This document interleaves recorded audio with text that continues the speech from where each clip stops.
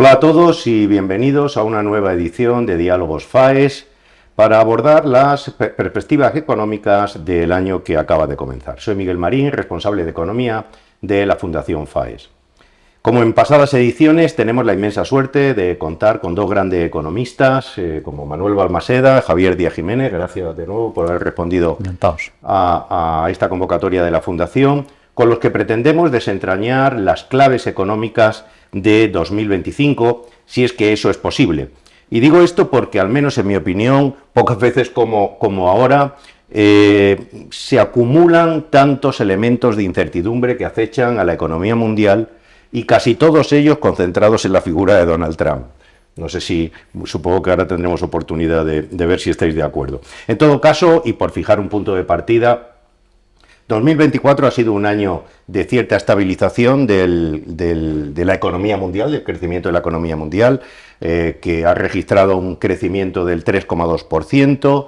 Estados Unidos también ha cumplido las previsiones, registrando un crecimiento robusto del 2,8%, y la Unión Europea y la zona euro también ha mostrado cierta estabilización, pero desgraciadamente a niveles de crecimiento mucho más bajos, por debajo del 1%, alrededor del 0,8%. En este contexto global, la economía española ha mostrado un comportamiento sensiblemente mejor del esperado, batiendo todas las previsiones económicas a lo largo del año, hasta registrar al final del año un crecimiento en el último trimestre del 0,8% y acumulado a lo largo de 2024 del 3,2%, con un cierto un crecimiento soportado por un patrón quizá más acorde con lo que ha sido la tradición de la economía española, en el que el último trimestre ya se ha notado un cierto repunte del consumo privado y de las inversiones,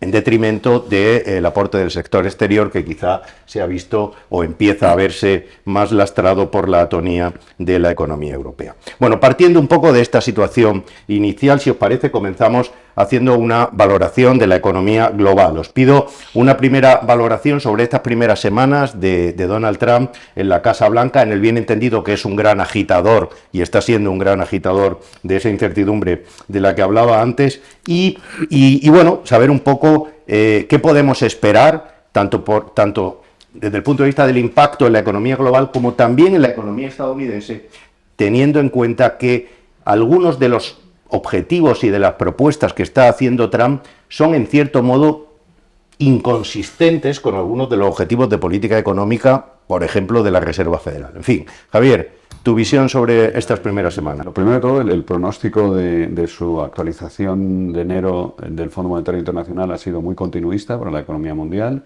Ha pronosticado 3,3 para 2025, para el PIB mundial en 2025, 3,3 también para 2026.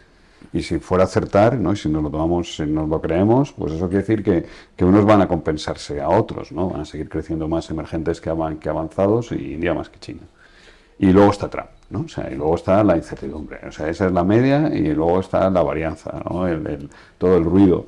Y yo ahí con Trump, pues tengo el corazón partido. Hay una cosa hay algo que me parece bien, me parece que el mundo tenía una situación, ¿no? Estaba un poco estancado, y Trump viene con ideas nuevas, muchas veces disparatadas para muchas personas, pero Trump desatasca las cosas, ¿no? Y agita un poco el avispero, y a mí eso me parece bien. Me parece que tenemos que el mundo está cambiando, y las soluciones continuistas, la pasividad, pues te lleva inevitablemente a un desajuste, dado que el mundo está cambiando, ¿no?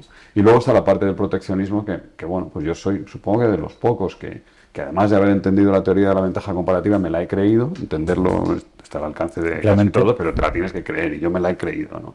Y entonces, claro, pues a mí el entrar en una guerra arancelaria, o sea, la ineficiencia, fragmentar las cadenas de valor, y llevar al mundo pues básicamente eso te aleja de la solución cooperativa. Hay una solución cooperativa que nos acerca al paraíso, ¿no? y una conflictiva que nos acerca al apocalipsis. Entonces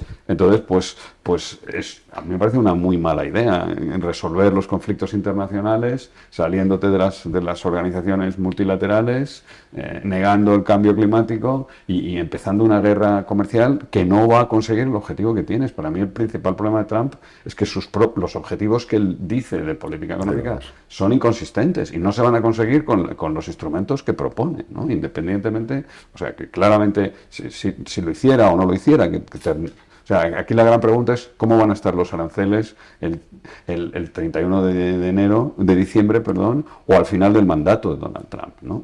No estos movimientos que estamos viendo, que desde luego lo que están haciendo es que ahora mismo todas las empresas piensen que la política económica de Estados Unidos y Trump no son de fiar, con lo cual, pues si tú persistes en seguir orientado hacia ese mercado, pues vas a tener mucha volatilidad y mucho ruido. Y si te reorientas a otro sitio, pues vas a cubrirte en parte, a aislarte de un generador de números aleatorios, ¿no? Que no sabes muy bien qué es, porque en algún momento, como sus políticas creo que no son consistentes, coherentes, pues tendrá que optar por priorizar unas o priorizar otras. Yo no sé si qué es lo que quiere de verdad, porque si tú vas a limitar la inmigración y vas a poner aranceles y pues al final y vas a bajar los impuestos, pues vas a tener inflación, necesitas que el dólar a la vez sea fuerte y débil y no va a encajar y vas a renunciar a algo, ¿no? Entonces, bueno, pues habrá que esperar a ver por dónde empieza y cuándo se da cuenta que no está funcionando, porque ten en cuenta que en un segundo mandato, al final, vamos a ver lo que pasa con las midterms, con las elecciones de mitad de mandato, y en algún momento los republicanos tendrán que empezar a pensar en que tienen que ganar las siguientes elecciones con otro candidato.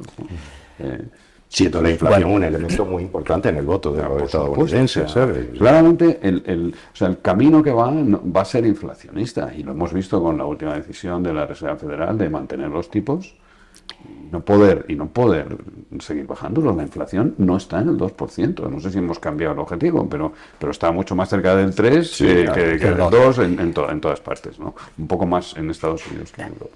Bueno, fíjate, tienes razón. Es decir, hasta ahora parecía que el mundo iba en una tendencia muy continuista. El Fondo Monetario es lo que nos ponía. Casi todos acabamos haciendo proyecciones que un poquito a la baja, un poquito a la alza, pero acababan siendo muy continuistas. Y Trump viene en parte a romper eso y agitar el este. Pero yo creo que del presidente Trump hay que tener en cuenta un par de cosas. Lo primero, está generando mucha incertidumbre, sí, pero es verdad que está haciendo lo que dijo que iba a hacer. En parte, ¿no? Lo que pasa es que es verdad que el primer mandato no hizo todo lo que quería, o no pudo, o no supo, ¿no? Y estaba la duda si en este segundo mandato iba a estar mejor rodeado de asesores, digamos, más ortodoxos y por lo tanto iba a seguir otra línea, o había aprendido por qué no le funcionó la primera vez y lo iba a arreglar. Y hasta ahora lo que parece es que la segunda es lo que estamos viendo, ¿no? Que la primera vez no fue capaz de hacer determinadas cosas y esta vez está diciendo, mira, fallé en esto, ¿no? Oigo mucho hablar de las midterms de Estados Unidos dentro de 2 años. Primero, quedan 2 años. Trump lleva ni un mes. Y fíjate lo que hemos visto en menos de un mes. Es decir, el poner nuestras expectativas de cambio a 2 años vista se me hace largo, ¿no? De cambio política. Y segundo, que es que ha ganado en Estados Unidos, porque parece que él ha llegado allí impuesto por, yo qué sé, los marcianos. No, ha ganado unas elecciones en Estados Unidos que parecían que iban a ser 50-50 y ha ganado con bastante arrasado, ¿no? Tranquilidad. Lo cual lo que te viene a decir, oye, que es que la sociedad americana, entre la parte social y la parte económica, apoya estas medidas, que es, si quieres, hasta más preocupante en algunos términos. ¿Qué me pasa a mí? Bueno, que la parte económica que él quiere no se hace como él quiere hacerla, ¿no? Es decir, las políticas que quiere implementar no van a llevar a los objetivos que quiere. Claro. Ese es el principal problema. Estamos todos de acuerdo. Lo que es verdad es que él utiliza que la economía americana es el consumidor de última instancia, claro, ¿no? En el mundo, para utilizar eso como arma política. a nueva política. Entonces no está claro cuando pone aranceles, como hemos visto con México o Canadá, si su objetivo era de verdad recaudar fondos o atraer inversiones o lo que quisiera, o era simplemente imponer otro tipo de condiciones que tienen más que ver con otros temas sociales o otro tipo de políticas, con la lucha antidroga o antiinmigración, ¿no? Entonces, en ese sentido se cruzan las líneas y es mucho más difícil analizar el contexto económico, ¿no? Que es lo único que podemos aquí decir algo. Yo creo que hay tres patas en la parte económica, fundamentales en la parte económica de Trump. Una, inmigración, la lucha contra la inmigración. No está claro si la legal o la ilegal, obviamente claramente contra la ilegal, pero no está claro que sea contra toda inmigración, lo cual para Estados Unidos en el momento actual es pegarse un tiro en el pie, ¿no? Hay una serie de sectores que no tienen mano de obra y luchar y frenar la inmigración de ese tipo de inmigrantes, pues obviamente es un error. La pregunta es hasta qué punto va a ceder en esa parte, pero haciéndolo más legal. Hasta ahora es no a la inmigración. La segunda son los aranceles. Obviamente estas dos pesan negativamente en Estados Unidos. Los aranceles, bueno, es lo que tú decías, a mí me sorprende muchas veces que economistas de otros países, e incluso de España, de corte bastante liberal, aplaudan las políticas de Trump. Dice, espérate, eso es más intervencionista que intervencionista. Bueno. Es decir, eso es lo más lejano a economía, digamos, de corte de mercado y liberal. Sin embargo, lo está utilizando por dos razones. Una, políticas sociales, otro tipo de políticas que hemos hablado anteriormente, y también para reducir el déficit.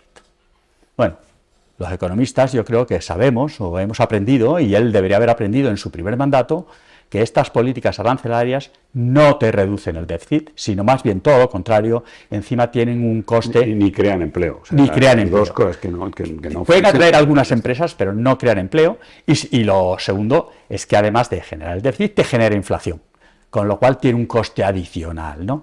Y luego esas dos te llevarían, si los modelitos funcionaran perfectamente, que ya sabemos que no siempre, a que eso le podría restar entre 1 y 2 puntos al crecimiento de Estados Unidos, por decirlo de alguna forma. Pero hay otra tercera pata que por alguna razón es en la que menos nos estamos concentrando y que es, yo creo, tan importante, y es la política de desregulación, es decir, la reducción de toda la regulación en amplios sectores y las reducciones de impuestos, ¿no? Yo creo que tras las crisis de 2008-2009 y COVID, llegamos a un punto de intervencionismo sumo por parte de los gobiernos en todos los países. Y eso ha tenido un rechazo y un movimiento en contra. Los procesos regulatorios, los gobiernos lo decidían todo, ¿no? Y yo creo que en Estados Unidos se ha llegado al punto de decir eso no. Entonces, este proceso de desregulación, podemos tener más riesgo, es posible, pero seguramente más crecimiento, por lo menos a corto plazo. Lo mismo te puede pasar con los impuestos. Entonces, ese proceso es el que va a ser también complicado para otros países, particularmente Europa, que tenemos claramente que desregular y no lo hacemos, ¿no? Y vamos a encontrar una situación competitiva mucho peor, con donde la productividad claramente no está, ¿no? Entonces, esta tercera pata yo creo que es importante y que puede compensar en parte los problemas de crecimiento, lo que reste del crecimiento, tanto la inmigración como la política comercial, ¿no? Con Trump la pregunta es hasta qué punto va a hacer todo lo que dice, ¿no? Y esa es la clave. Está claro que en inmigración está deportando inmigrantes ilegales, pero la pregunta es, eso ya lo habían hecho antes, ¿no? Es decir, el presidente Obama deportó más que el presidente Trump en su primer mandato. Es decir, esto es algo que en la política americana ya viene desde hace tiempo. La pregunta es la mano de obra en Estados Unidos, la fuerza laboral, que tienes un problema. Un mercado que ya está tensionado. Un mercado muy tensionado. Que está casi al límite, ¿no? Cuando tú sumas ese mercado tensionado laboral, sumo aranceles, que no sé hasta dónde van a llegar, como tú decías, pues, hemos visto que algunos los pone el viernes y los quita el lunes. Entonces, obviamente el impacto que puede tener eso, ya veremos. Segundo, la respuesta de países grandes, claro, porque México o Canadá tenían menos margen, pero China... Hemos visto la respuesta de China esta semana, que ha sido, al menos consenso generalizado, un poco tímida, ¿no? O la expectativa, o la espera, no moderada, ¿no? No de escalada. No. Entonces vas a tener... ahí viene la Fed, ¿no? Ahí lo que vas a tener es, por lo menos los dos factores te van a llevar a tensionamiento de la inflación, que no nos engañemos, no había bajado a los niveles que hubiera sido Deseable. aconsejable. Es decir, que nos pusimos a bajar tasas de forma rápida, porque habían subido mucho, pero mucho antes, ¿no?, de que la inflación llegara a su objetivo, lo cual tiene sentido, es decir, que las dos converjan en paz. Pero aquí tienes este shock que puede hacer que una vez más se tensionen las condiciones en Estados Unidos, las condiciones monetarias se tengan que tensionar, que la Fed tenga que volver, si no a subir tipos, descaradamente lo va a tener mucho más difícil para bajar. Y la pregunta es, esta divergencia entre Europa y Estados Unidos, ¿a dónde va, no? Ahí viene el tercero que tú has mencionado, el tercer objetivo de Trump, y es que le gustaría tener un dólar débil. No sé cómo encaja eso en la teoría económica con las otras políticas que está implementando, ¿no? Y de hecho, los mercados, lo que he dicho es, mira, de momento no te creemos, ¿no? No es que no te creamos, es que la dinámica económica va a ir hacia un dólar en ese sentido más fuerte, ¿no? Entonces, ahí tienes cierto tensionamiento que te va a generar incertidumbre. Fíjate, yo te diría que la incertidumbre para mí, más que económica, porque más o menos sabemos lo que quiere hacer, es que ha generado mucha incertidumbre geopolítica, además, ¿no? Que ya no tenemos claro si va a tensionar los precios de los commodities, claro, del petróleo, si va a haber un conflicto con China que acabe no arancelario, sino que tensione más las relaciones, ¿no? Esa incertidumbre es la que de verdad se ha disparado bastante con el presidente Trump, que obviamente afecta a la economía, porque afecta a la confianza de los agentes, afecta a la inversión, y a nosotros nos puede afectar directamente, indirectamente, curiosamente ya veremos si positiva o negativamente. Claro. Uno pensaría negativamente, pero depende de cómo, como ya hemos visto en el pasado, bueno, pues el turismo puede venirnos bien y decir, oye, fíjate que bien nos va, y es simplemente una consecuencia de todo lo que está pasando. Sí, o sea, sí, la única cosa que nos quedaba es la energía. Drill, baby, drill. Eso, sí. ¿Cómo va a ser? ¿Va a ser así? ¿Qué va a pasar con los precios del petróleo? Y es verdad, el último comentario, coincido con Manuel, ¿no? España vende muchos no comerciables y si la incertidumbre hace que continúen los rugientes años 20 o esta en fin, manifestación de vamos a seguir gastando y vamos a gastar, que para ser el más rico del cementerio ya estamos, o sea, que no tiene mucho interés, pues entonces seguirán viniendo los turistas y seguiremos, ¿no?, teniendo el efecto de arrastre sobre los otros sectores, ¿no? O sea, y luego hay políticas que vamos a ser Europa nos vamos a tener que plantear. Ahora entro en Europa, pero solo una cosa respecto a la política energética. Marcar otro objetivo inconsistente. El drill, baby, drill te lleva a un exceso de oferta, por tanto una caída del precio del petróleo y que dejen de ser rentables el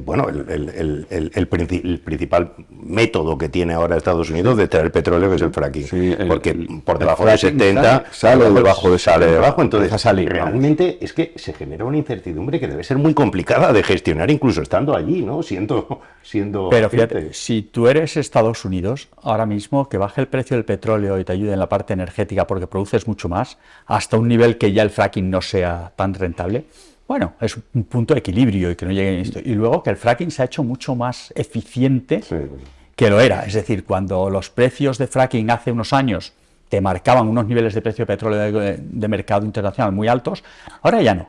Y ya hay zonas donde incluso con fracking la extracción de petróleo ya es mucho más razonable. Es decir, la tecnología ha aumentado. Vamos a ver al final qué pasa. Cuando uno tiene que invierte y se desarrollan nuevas tecnologías y nuevos avances, nueva productividad, y luego resulta que los precios de producción bajan, ¿no? Y esto es lo que ha conseguido Estados Unidos. Estados Unidos ha conseguido a través de gas y petróleo reducir las emisiones de CO2, lo mismo que Europa a base de regular. Dices, pero al final ellos tendrán que saltar. Sí, pero de momento a un coste mucho más reducido que nosotros, ¿no? Entonces, esa es la ventaja de tener un mercado y que es el mercado el que decida quién invierte, dónde inviertes, en qué inviertes y cómo se desarrollan las cosas, y no decisiones impuestas sobre qué tecnología. No hay que elegir la tecnología, sino dejar que el mercado, tú pon los objetivos y deja que el mercado te diga qué tecnología te lleva allí. Y ahí Estados Unidos y Europa hemos optado por caminos bastante diferentes. Lo último rápido, que yo creo que te va a interesar, esto se lo oí contar otro día a mi amigo Pedro Villa, le dije, es que aquí ahora mismo tenemos tres derechas, ¿no?, que tienen objetivos que no están muy claros, y dos los ha mencionado ya Manuel. Tenemos los que dicen no al cambio de toda la vida, o sea, conservadores de toda la vida, porque cualquier cambio me va a venir peor de lo que, o sea, que me quede. Pues estoy bien, ¿no?, que me quede como estoy. Vale.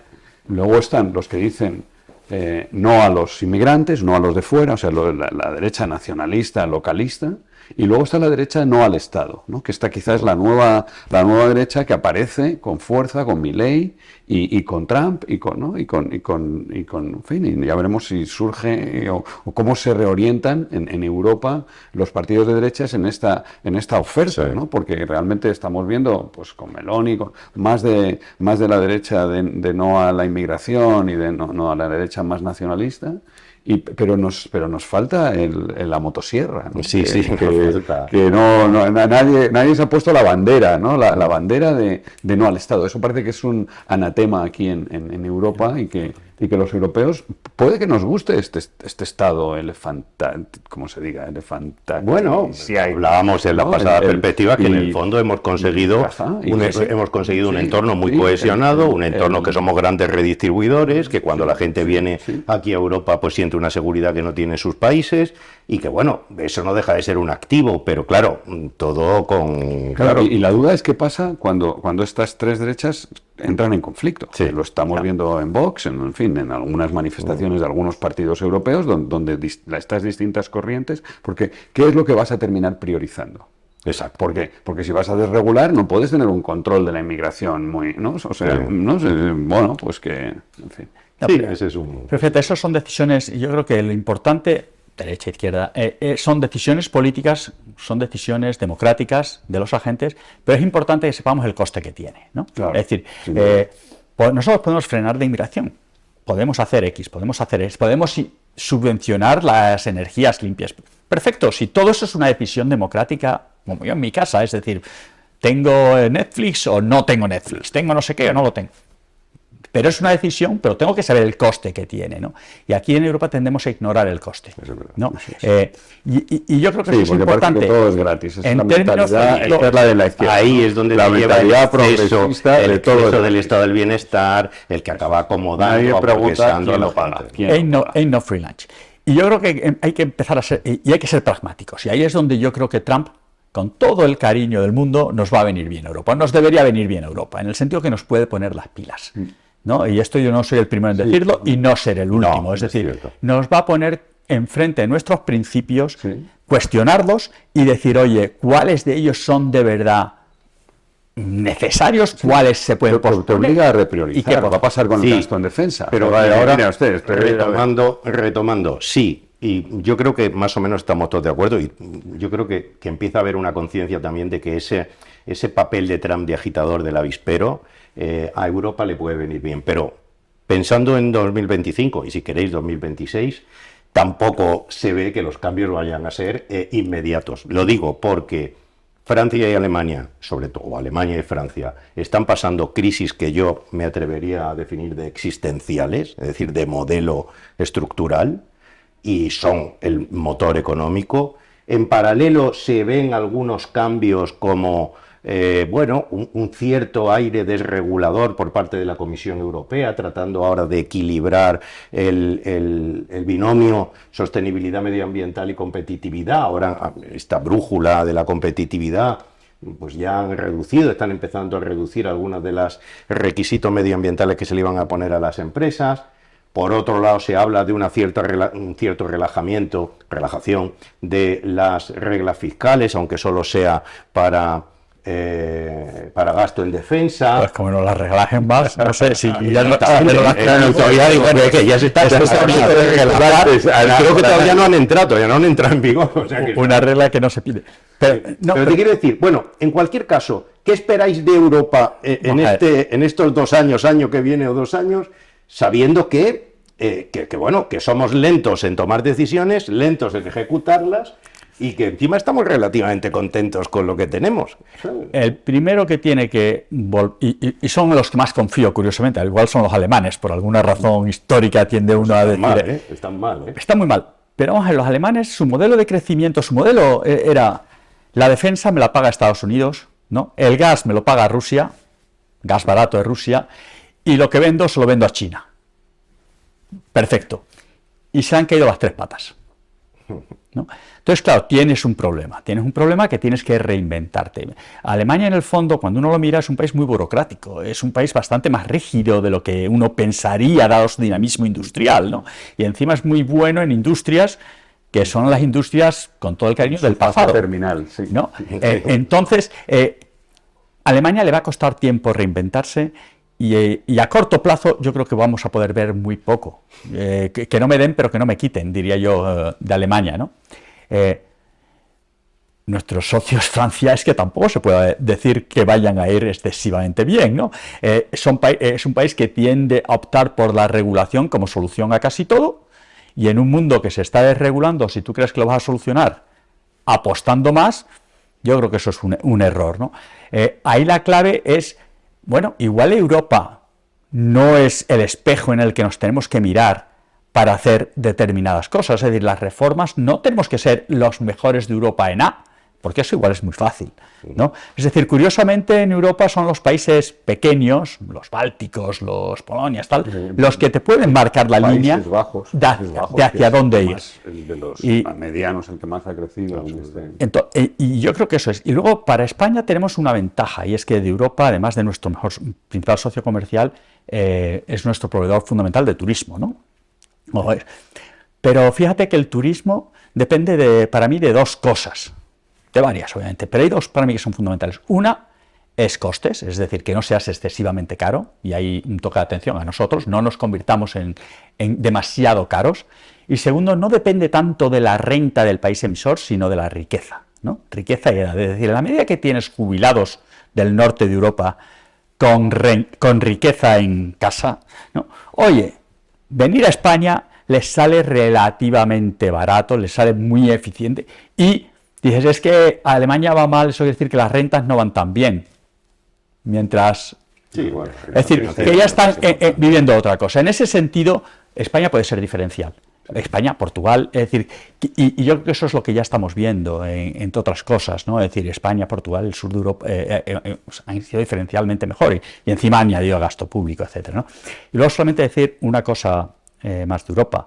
Vamos a ver, en Europa yo creo que ya está bien de informes, ¿no? Es decir... sobre todo para no hacerles caso, ¿sabes? Bueno, sobre todo para que te digan que lo que hay que hacer es llover billones. Claro, ya lo escribo yo, eso tengo se lo aquí, regalo, 8 no años. hace falta... 8 años. No, porque en motosierra no había mucha en ninguno de los dos. No. O sea, ninguna petición de desregulación, ¿no? No, nada. Y yo creo que es a donde hay que ir. Hay que ser mucho más pragmáticos. La Reserva Federal en el último informe ya dijo que no iba a hacer stress test de cambio climático, ¿no? Lo cual para las entidades es una reducción de costes. Obvio, claro. ¿No? Obviamente dices, ¿por qué? Hombre, yo creo que con que los hagas una vez cada X tiempo te vale. No es necesario estar haciéndolo todos los trimestres. No sé cómo decirte, ¿no? Entonces, y en ese sentido también es que se ha empezado... que es el espíritu americano, hay cosas que pertenecen a los gobiernos tomar decisiones sobre ellas y hay cosas que no. Y temas como el cambio climático no son para el Banco Central Europeo, no son para la Reserva Federal, son para los gobiernos en la medida en que sus sociedades lo exijan. Pero no es el Banco Central el que tiene que regular eso, y menos hacerlo a través del sector privado. No tiene sentido, porque al final estás yendo a algo que es totalmente ineficiente y que no va. Y eso yo creo que Europa, pues vamos a encontrarnos con que, oye, que que vamos a ser los únicos.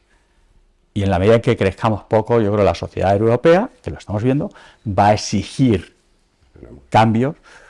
Y el problema es que los cambios son demasiado radicales, como ha ocurrido en Estados Unidos o como ha ocurrido en otro número de países, ¿no?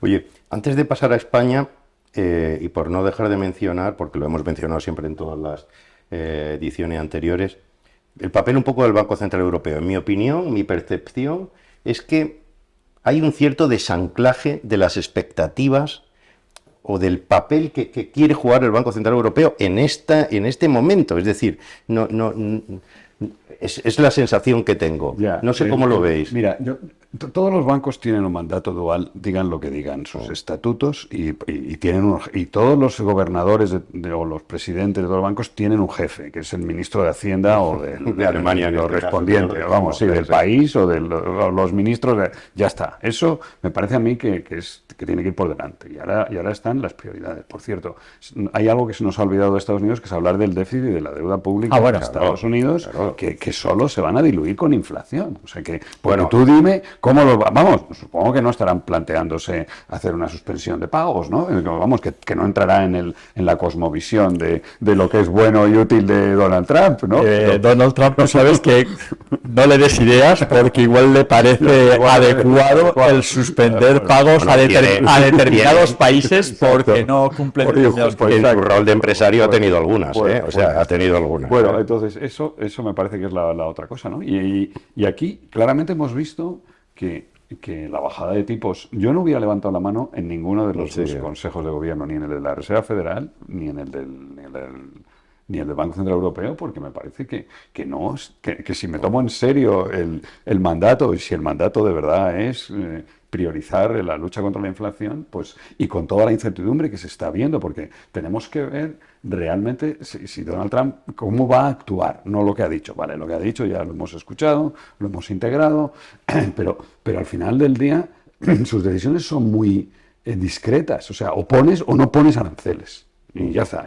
Y si no los pones, pues da igual lo que hayas dicho. Y si los pones, pues ahora dime cuánto, ¿no? Porque es muy distinto, de 10, de 25, universales, enfocados a determinados productos. Tengo que saberlo para poder decidirlo, ¿no? Y entonces ahí hemos visto, quizás, para mí, en mi interpretación de la bajada de tipos en la última reunión del Banco Central Europeo y el anuncio de que habrá más, de que esperemos más, claramente es que estás priorizando el objetivo del crecimiento de Alemania. O sea, que estás volviendo un poco a los años, al final, a la segunda mitad de los años 90, donde el Pacto de Estabilidad y Crecimiento saltó por los aires porque Francia y Alemania necesitaban una política expansiva, porque estaban, por distintas razones, cada uno de esos dos países en una situación recesiva intensa y necesitaban un boost, un empuje fiscal, monetario y fiscal, ¿no? Y entonces, pues bueno, pues claramente el ministro de Hacienda habrá llamado a Christine Lagarde y le ha dicho no nos hagamos daño, ¿no? O sea, o algo así, no sé cómo, no sé qué lenguaje, como se diga eso por lo fino, ¿no? Diciendo lo mismo y pensando muy parecido, lo miro desde el punto de vista bastante, no diametralmente opuesto, pero distinto, ¿no? Yo creo que era claro hace ya unos meses que Estados Unidos y Europa, ya hablábamos, la Fed y el Banco Central Europeo iban a tener que en algún momento diverger. Porque como iba la economía de Estados Unidos y en relativa a cómo iba la economía europea, curiosamente estábamos mirando a la economía y no a las inflaciones. Era muy distinto, ¿no? Y así era claro que la Fed en algún momento tendría que plantearse parar, y había quien decía, oye, ya lo tenía que haber hecho antes, ¿no? Con una inflación que había bajado, pero no está. Europa, por el contrario, estoy de acuerdo contigo, pero Europa tiene un problema de inversión. No solamente de la que hace, sino de la que tendría que hacer, ¿no? Y la única forma de intentar, dados todas las restricciones y rigideces que tenemos en Europa, y ahí está, me encantó el otro, ya lo leí, no me acuerdo en qué periódico, un artículo que hacía referencia al Fondo Monetario Internacional y sus estimaciones de cuánto costaba la no unidad de mercado en Europa, y era, y no quiero recordar que era el 44%, era como fuera un avance espectacular. Es decir, dado todo eso, el Banco Central Europeo, con o sin llamada, ¿no? Ha optado por decir, oye, la inflación está relativamente controlada, aunque no esté en el objetivo, hay que incentivar, bajar tasas de manera que vayamos a incentivar la inflación, la inversión, aunque eso pueda tener un coste inflacionario. Sí, y está permitiendo eso. Y eso continúa depreciando al euro o apreciando al dólar. O sea que encima volvemos otra vez a la vuelta. Sí, licuamos un poco nuestra deuda y nuestro déficit, también es cierto. Pero bueno. No es objetivo, por lo menos no el formal, pero yo creo que eso está detrás. Y yo te diría que en Europa lo curioso es que eso lo opinan los países que van bien y los que van mal. Es decir, que es verdad que el consenso político sería, bueno, eso siempre, ¿no? Que los bancos centrales deben bajar tipos siempre, ¿no? Pero que en ese sentido yo creo que el Banco Central Europeo, dentro de lo que cabe, está haciendo lo que debe para Europa, incluso si eso significa ignorar sus objetivos. El objetivo de inflación, si de verdad tiene un objetivo de inflación, no debería estar bajando tipos de interés, debería saber que el riesgo de inflación bueno, hay un desastre. que el riesgo de inflación lo único que ocurre es que eres más paloma que yo soy más halcón que tú. Claro, yo solía ser mucho más halcón hasta que me metí en la cabeza lo del objetivo dual.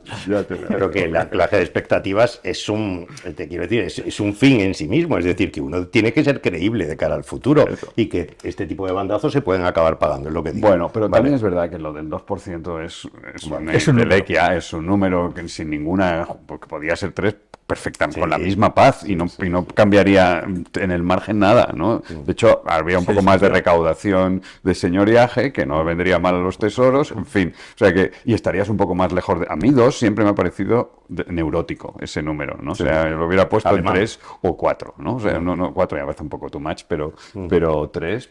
Sí, ¿por qué más te da? Estás un poquito más lejos de 0, te puedes equivocar por abajo, no entra, ¿no? Y no cambia nada, absolutamente nada. Porque, de hecho, ¿no? tenemos a la 2,9 tampoco y vivimos con cierta tranquilidad. En ese sentido, con una economía ajustada, no sé. Yo creo que lo mejor del Banco Central Europeo, yo no diría eso de los bancos centrales, es que no se hable de ellos. Es decir, cuando todo lo que hablas es de qué están haciendo la política fiscal, qué están haciendo los gobiernos, y pasan desapercibidos, o relativamente desapercibidos, obviamente cuando bajan tipos de interés, etcétera, es lo mejor que le puede pasar a un banco central. Sí, bueno, y que no se nos olvide que los balances siguen absolutamente hipertrofiados, que el mundo está inundado de dólares y de euros y de todas las otras papeles, los papelitos de colores, de cromos del coyote, y bueno, y que eso plantea un riesgo, que es que ahora mismo pues seguimos viviendo una economía global con un riesgo de repuntes inflacionarios permanentemente, porque las condiciones necesarias están. Ya está, las suficientes, pues no, eso depende de qué hagas con los billetes. Pero a lo mejor esta política de guerra comercial y arancelaria puede ser porque el dinero está ahí, la gente lo tiene y se lo puede gastar. Seguimos con ese nivel de liquidez tan elevado. Por supuesto, o sea, hombre, están contrayéndose los balances, pero estamos sobre todavía un nivel de stock, hombre, sobre un compare, sí. Si el mundo se volvió extraño en 2007, que a mí me parece que fue así, o sea que pues estamos todavía 6 o 7 veces, entre 6 veces y media por encima del nivel del balance en los dos, en tanto el Banco Central Europeo como la Reserva.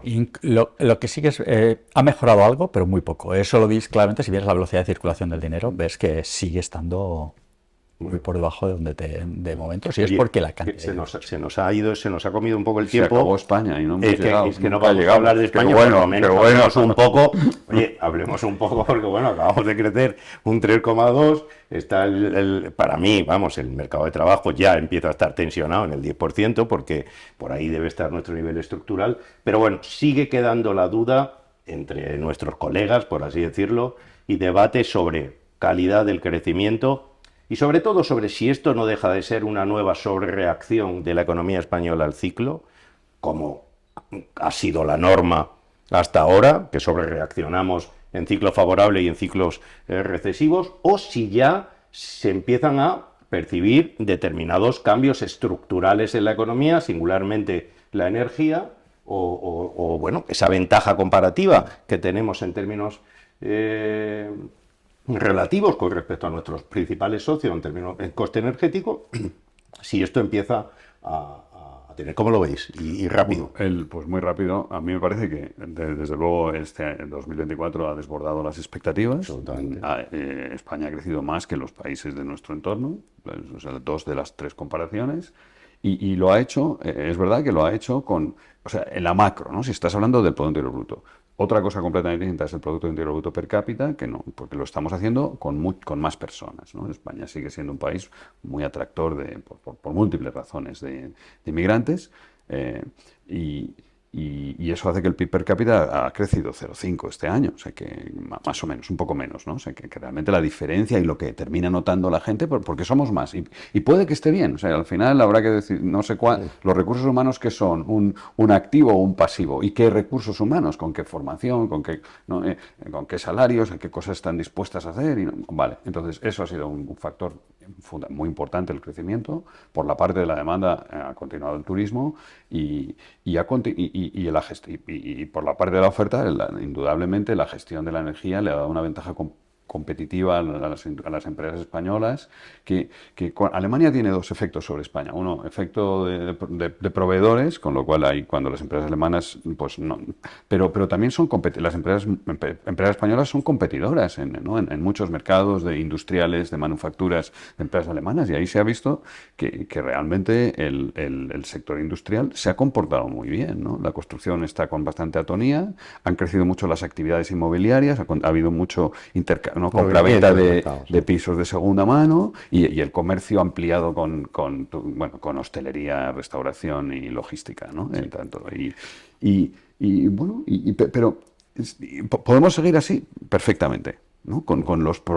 A menos que cambie algo, ¿no? Y el salario mínimo interprofesional, pues los costes del turismo los va a seguir haciendo que vayan aumentando y bueno, pero mientras sigamos con el alcohol insuficientemente grabado, ¿no? O sea, con haciendo un poco de dumping fiscal sobre el alcohol y con un sector turístico increíblemente eficiente, sí, lo es. O sea, entonces, pues bueno, vas a continuar con un superávit por cuenta corriente, con un superávit en la balanza comercial. Eso te abre un espacio de financiación de la economía, del sector interior, donde eres un prestamista neto del resto del mundo.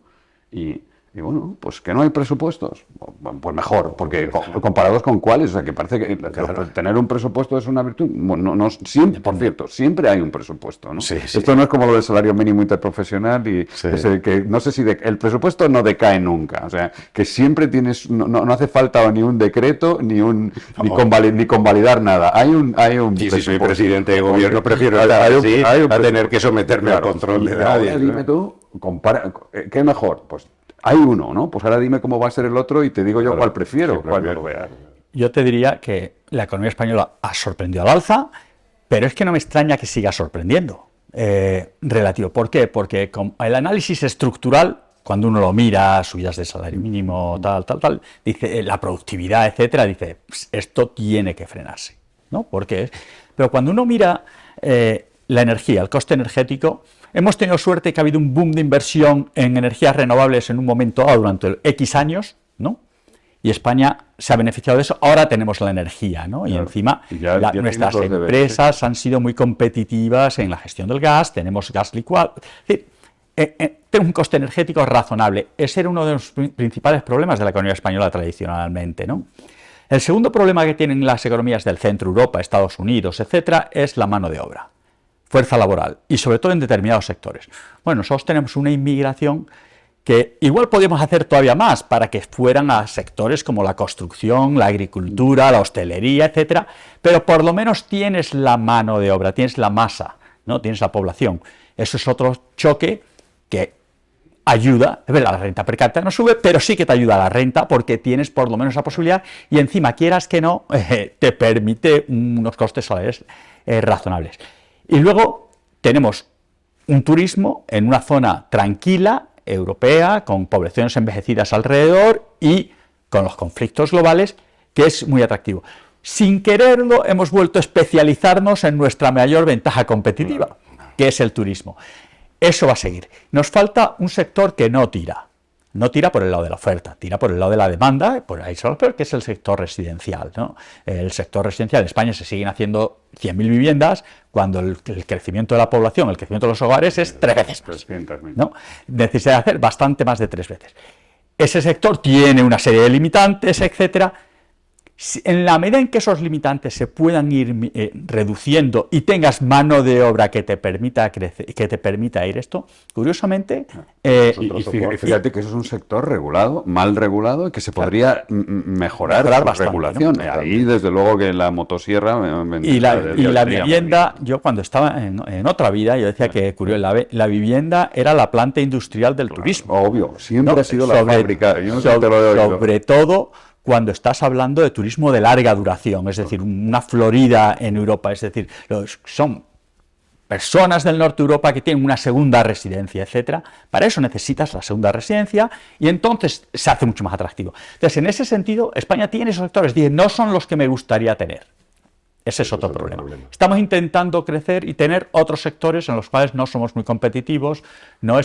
Está bien que invirtamos en esos, pero estamos creciendo en esos y luego hay un factor adicional que le hemos mencionado antes, pero no tanto, y es, hombre, que con estas condiciones, creciendo lo que crecíamos, podríamos mirar un poquito al gasto público y que no sea un contribuyente adicional y por lo tanto, porque si vienen flacas, estos crecimientos tenían que ser si vienen flacas, el déficit público se nos va. Ahí seguimos con unos ingresos gratuitos, que son los fondos Next Generation, y con un déficit en el límite, en una situación, pues vamos, claro, con unos ingresos públicos disparados por la no deflactación, con la inflación, con la no deflactación. Vamos, es que como no compensas un poco. Pero esto te lo explica la Seguridad Social, te lo explican las pensiones y los demás seguros sociales, y ya está. Porque este año el Estado ha puesto 75.000 millones en la caja de la Seguridad Social y ha tenido un déficit de 50.000. Si tú, o sea, quiero decir, si tú dices, es que es 1,5 veces, ahora tú dime que sí, que no y que caiga un chaparrón, lo que tú quieras decirme, pero la Seguridad Social es una tesorería y para pagar todos sus pagos, el Estado ha puesto 70.000 millones. Sí. Ya está. Entonces, y luego, ¿y que no ha habido dinero? Pues no ha habido dinero para la inversión pública, que somos los últimos, los trenes no andan, no hay guardia. ¿Por qué no? Porque pagamos las pensiones. Y el año que viene, ¿sabes qué vamos a hacer? Lo mismo. Vamos a hacer y el siguiente, lo mismo. Y las reformas estructurales siguen siendo entonces, bueno, pues lo que hay que atacar, pero a mí lo que siempre me preocupa de las reformas estructurales son dos cosas. Uno, una crítica a nosotros, a los economistas especialistas, que siempre hablamos de reformas estructurales como algo muy amplio. Y el diablo se esconde en los detalles, ¿no? Es decir, exactamente de qué estamos hablando en el detalle. Y lo segundo es que a lo mejor es así porque yo llevo ya algunos años haciendo esto, ¿no? Pero yo creo que las recomendaciones de reformas estructurales no han cambiado en los últimos 20, 30 años. La reforma la misma. Evidentemente que sigamos hablando de lo mismo. Dualidad del mercado de trabajo, igual, la vivienda, la falta de acceso, es igual. Quizá lo que haya fracasado en este país después de tanto tiempo en la política, no lo sé, lo dejo en el aire, pues bueno, hay que, hombre, yo solo digo que alguien es responsable de pero se nos acaba el tiempo, ¿no? Se nos acaba el tiempo. Y no te olvides que la política es endógena, o sea que la política no son champiñones, hay que votarla, hay que votar a los que votamos afortunadamente cada 4 años, ¿no? O sea que... Oye, mil gracias, de verdad. Bueno, no sé si hemos logrado aportar certidumbre en un contexto de mucha incertidumbre. En todo caso, estoy seguro que Trump nos contribuirá a solucionar esta incertidumbre día a día, poco a poco, y bueno, aportar un poco de esperanza y ojalá que esta agitación que está detrás del nuevo presidente de Estados Unidos pues sirva para que Europa se ponga las pilas y para que nosotros nos sigamos desmarcando de esa Europa también un poco a poco. Ojalá. Os emplazo para la próxima y seguro que para mayo o para tal ya tendremos más luz sobre el año 25. Y será primavera. Y será primavera. Siempre es de agradecer. Muchas gracias, de verdad. Hasta luego, hasta la próxima. Chao.